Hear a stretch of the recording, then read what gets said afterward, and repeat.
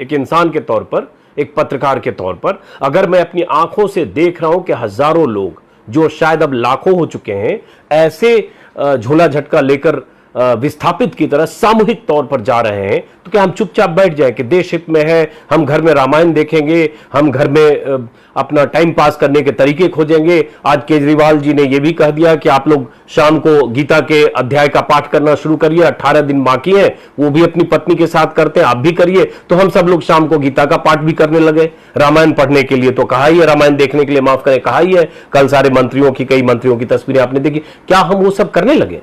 और सड़क पर जो मजदूर परिवार के साथ जा रहा है उनकी बात ना करें? और अगर उनकी बात की तो हमने देश हित में नहीं की कि आज हमें ट्रोल किया जाने लगा कि तुमने उकसाया। अरे भाई, जो ये कह रहे हैं हमने उकसाया, क्या हमारी हैसियत इतनी है जो आपके प्रधानमंत्री मोदी, जिन्हें 350 से ज्यादा जनता ने सीटें दी है, उनसे ज्यादा है कि हमने ट्विटर पर कुछ लिख दिया या किसी और 10-20 पत्रकारों ने लिख दिया या किसी ने वीडियो किसी चैनल पर दिखा दिए, इसके आधार पर इतने लाखों लोगों का पलायन हो गया? किस दुनिया में रहते हैं आप और किस तरह से सोचते हैं आप? आज केरल की तस्वीर है, सुबह का वीडियो हम सब लोग देख रहे थे। केरल में हजारों लोग सड़क पर थे, वहां कौन सा किसका ट्विटर पढ़कर वो बाहर लोग आए? तो मेरी बेचैनी इतनी थी कि अगर सरकार ने इंतजाम किए होते, मेरा सवाल यह है कि इस पलायन को रोकने की जिम्मेदारी किसकी थी? उकसाने की बात छोड़ दीजिए, किसी के उकसाने से लाखों लोग बाहर नहीं निकले। ये पलायन ना हो या मजदूरों के लिए वो इंतजाम हो, जरूरी इंतजाम, जिससे उनका खाना पीना राशन मिल सके, उनको जिनको बाहर नहीं जा सक रहे हैं उनको घर में मिले, ये किसकी जिम्मेदारी थी? पहले जनता कर्फ्यू लगा, आज से 7 दिन पहले, आज रविवार है, 7 दिन पहले, और उसके 2 दिन पहले घोषणा हुई। उसके बाद 5 दिन पहले हुआ लॉकडाउन। लॉकडाउन में रात में प्रधानमंत्री मोदी ने कहा आज रात 12 बजे के बाद से पूरे देश में लॉकडाउन, उसी तरह से जैसे आज रात 12 बजे के बाद से नोट नहीं चलेंगे। आपने ये कहा, मैंने प्रधानमंत्री मोदी का पूरा भाषण आज फिर दोबारा सुना, उसमें यह भी कहा कि लॉकडाउन मतलब लॉकडाउन, घर में रहिए, किसी गली मोहल्ले सड़क कहीं भी मत निकलिए। आप क्या सोचते हैं, जब ये प्रधानमंत्री ने कहा, सरकार ने कहा, तो ये जिम्मेदारी नहीं थी एंटिसिपेट करना कि अगर आप ये बंद कर रहे हैं, लॉकडाउन कर रहे हैं, गली मोहल्ला शहर सड़क दुकान सब, तो उसके बाद क्या होने वाला है? मैं घर में रहता हूं, आप में से ज्यादातर लोग घर में रहते हैं, आपके पास ये सुविधा है, हमारे पास सुविधा है कि हम लॉकडाउन के दौरान भी जाते हैं नीचे किराने की दुकान से। मैंने देखा सामने हमारे मोर का स्टेशनरी स्टोर है, इजी डे है, सब दुकान लोगों ने खाली कर दिए। 20 दिन 25 दिन 1 महीने का सामान जुटा लिया। मेरे घर में भी 5-10 दिन का सामान आ गया, क्योंकि एक असुरक्षा हुई, पता नहीं आटा दाल चावल भी मिलेगा कि नहीं। तो हम तो इस विलासिता को, इसको एंजॉय कर सकते हैं हम कि 5 दिन 10 दिन 20 दिन 21 दिन हम लॉकडाउन में घर में रहें। लेकिन उनकी चिंता हमें नहीं करनी चाहिए थी क्या? उनकी चिंता आपको भी नहीं करनी चाहिए क्या?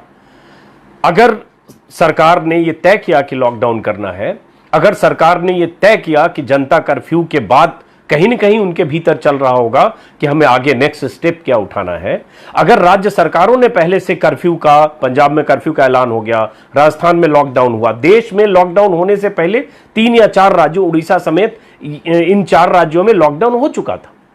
तो जब लॉकडाउन की घोषणा मुख्यमंत्री कर रहे थे और देश में लॉकडाउन की घोषणा प्रधानमंत्री ने की, तो इन सारी सरकारों की क्या जिम्मेदारी थी? उससे पहले जिम्मेदारी नहीं थी कि आप देखते कि आपके सूबे में 40 लाख 50 लाख 70 लाख मजदूर रहते हैं, असंगठित क्षेत्र के मजदूर रहते हैं, उनके लिए क्या इंतजाम है? आज केजरीवाल ने विज्ञापन दिया कि 70 लाख लोगों को खाना खिलाया जा रहा है। मुझे डाउट है कि 70 लाख लोग अब बच गए हैं जिनको खाना खिलाया जा रहा है, और अगर 70 लाख लोग ऐसे मजदूर जिनको खाना खिलाने की जरूरत है, तो क्या 70 लाख तक लोगों तक राशन पानी पहुंच रहा है?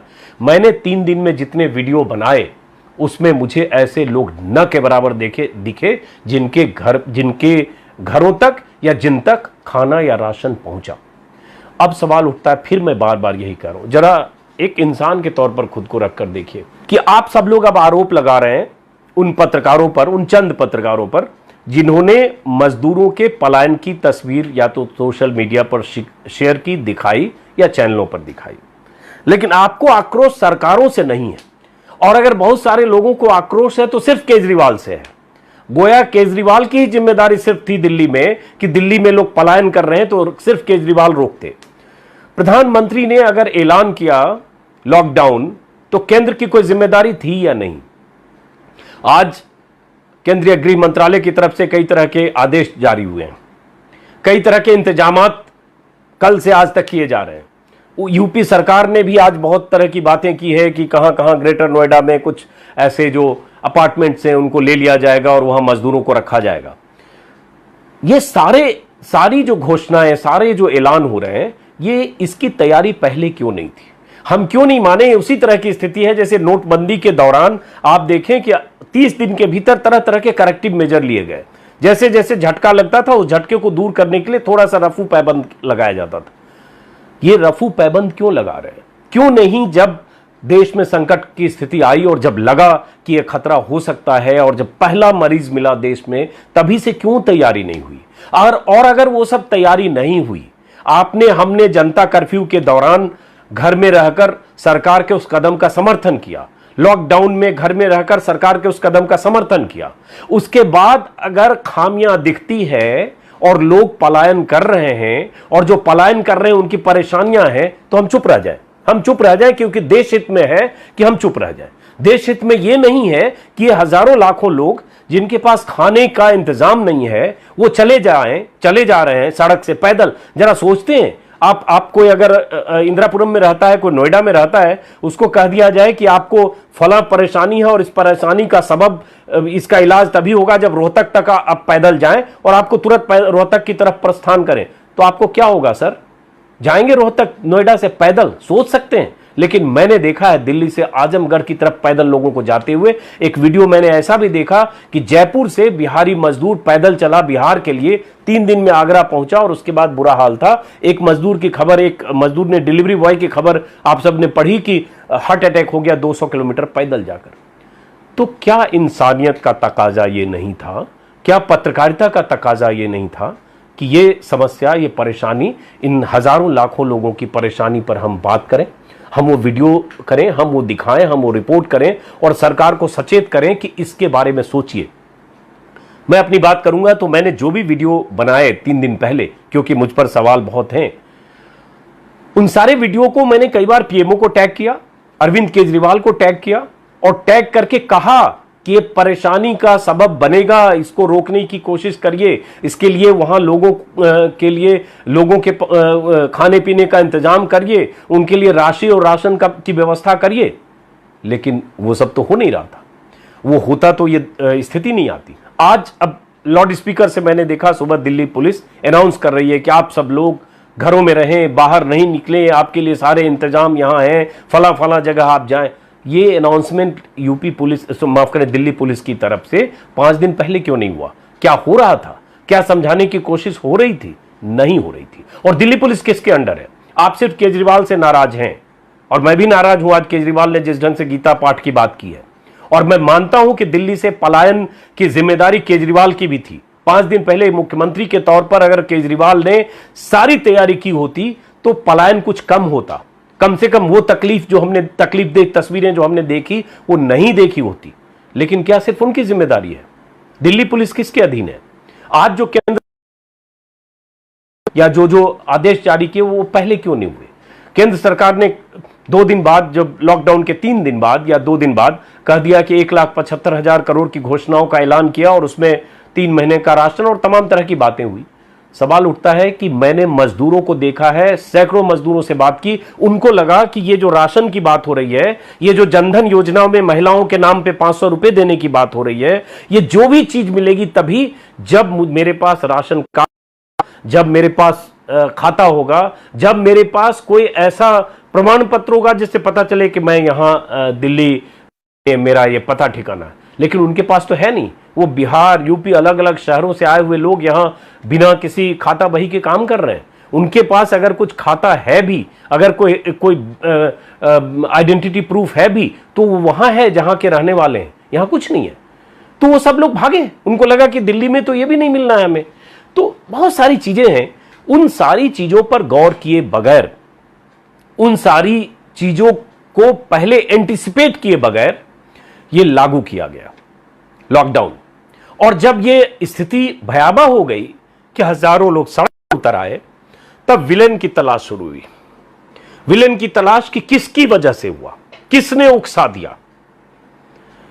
गाजियाबाद के डीएम का एक ट्विटर है परसों शाम को, उन्होंने किसी एक पत्रकार के जवाब में कहा है कि हम बसों का इंतजाम हमने किया है और सारी बसें उत्तर प्रदेश के बॉर्डर से जा रही है। योगी आदित्यनाथ की तरफ से परसों रात एक सरकारी नोटिफिकेशन है जिसमें लिखा हुआ है यूपी और बिहार के जो लोग बॉर्डर क्रॉस कर रहे हैं उनको गंतव्य स्थानों तक पहुंचाने की व्यवस्था हम करेंगे। अगर आप ये कहते हैं कि गंतव्य स्थानों तक पहुंचने की व्यवस्था करेंगे उत्तर प्रदेश सरकार की तरफ से, इसका क्या मतलब है? अगर आप कल सुबह कहते हैं 1000 बसों का इंतजाम करेंगे, तो आपने कहा ना, तो ये सारी स्थितियां इस ओर इशारा करती हैं कि पैनिक जैसी सिचुएशन की पहले कोई तैयारी नहीं थी, दोनों राज्यों के बीच कोई कोऑर्डिनेशन नहीं था, उत्तर प्रदेश और दिल्ली के बीच कोई कोऑर्डिनेशन नहीं था। दिल्ली सरकार ने सोचा चलो जा रहे हैं जाने दो, उत्तर प्रदेश सरकार ने सोचा कि अब गले में मुसीबत आ गई है तो कुछ इंतजाम करो। इंतजाम में एक टुकड़ों में एक संकट आता है उस पे कुछ रफू पैबंद लगाते हैं, दूसरा संकट आता है फिर लगाते हैं। हालांकि फिर भी मैं मानूंगा कि उत्तर प्रदेश सरकार ने कोशिशें की, जैसा कि कल मैंने देखा कि बसें थी, लेकिन अब शिकायत आ रही है कि बसों में दुगना तिगना टिकट लिया गया। कोई देखने बोलने वाला नहीं है, पुलिस तो छोड़िए, कोई नहीं सड़क पर, कोई बताने वाला नहीं कि तुम कितना किलोमीटर पैदल जाओगे तो कहीं कोई इंतजाम है या नहीं। एक्चुअली इंतजाम था भी नहीं।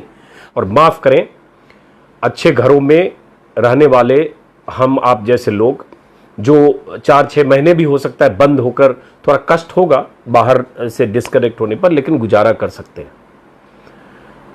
लेकिन उन लोगों के बारे में सोचना चाहिए कि उनके पास उपाय क्या था। हमको बुरा इसलिए लग रहा है ना कि हमें लग रहा है कि उनसे कोरोना फैल जाएगा, उनसे उनके गांव में फैलेगा, गांव से शहर में फैलेगा, शहर में फैलेगा तो हम तक भी आएगा। आप इस तरह से देश की चिंता कर रहे हैं जिसमें आप खुद शामिल हैं और उसमें आपकी अपनी चिंता शामिल है। जो आदमी यहां लग रहा है कि हम दिल्ली में रहेंगे, हमें खाना मिलेगा कि नहीं, रोजगार तो गया, वो आपकी चिंता करे और देश की चिंता करे, मुझे लगता है बेईमानी है। वो पहले तो अपनी चिंता करेगा कि मैं क्या करूं, पहले अपने बच्चे की चिंता करेगा कि इसको दूध कहां से मिलेगा, पहले अपनी मां की चिंता करेगा कि ये इनको मैं 1 महीने कैसे खिलाऊंगा, पहले अपने बाप की चिंता करेगा। और जब इन सब चिंताओं से मुक्त हो जाएगा ना, तभी आपकी चिंता करेगा, तभी देश की चिंता करेगा। लेकिन ये सब लोग जो जा रहे थे वो अपने लिए चिंतित गरीब लोग थे, जिन्हें नहीं पता था कि 10 दिन 20 दिन बाद क्या हो।